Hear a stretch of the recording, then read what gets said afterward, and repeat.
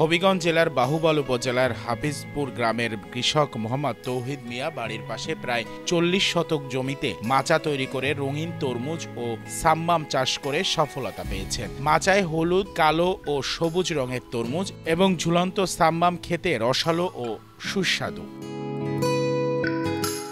তিনি জানান, চলতি বছরের জুলাই মাসে ইউনাইটেড কোম্পানির বিভিন্ন জাতের তরমুজ এবং সাম্মামের চারা রোপণ করেন। আধুনিক প্রযুক্তি ও সিলেট অঞ্চলের কৃষি উন্নয়ন প্রকল্পের পরামর্শ অনুযায়ী বেডে চারা রোপণ ও মাচা তৈরি করা হয়।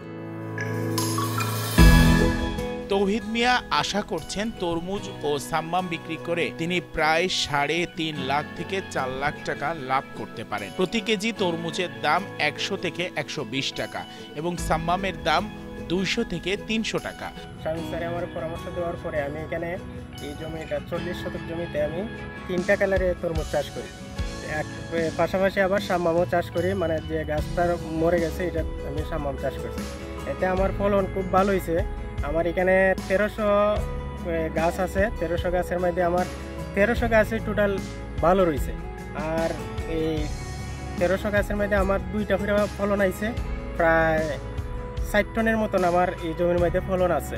বর্তমানে 60 টন ফলন আছে। আমার 60 টন ফলনে এই তরমুজ চাষের যে লাভটা এটা আর কোনো ফসলে হয় নাই।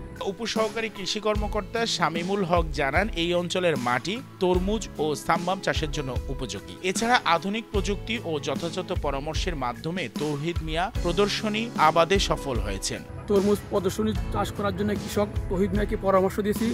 সে এখানে 3 কালারের তরমুজ চাষ করছে। United company, Madhumala, black baby, yellow blood. আর এখানে অতিরিক্ত হিসাবে তারা সাম্মাম চাষ করছে।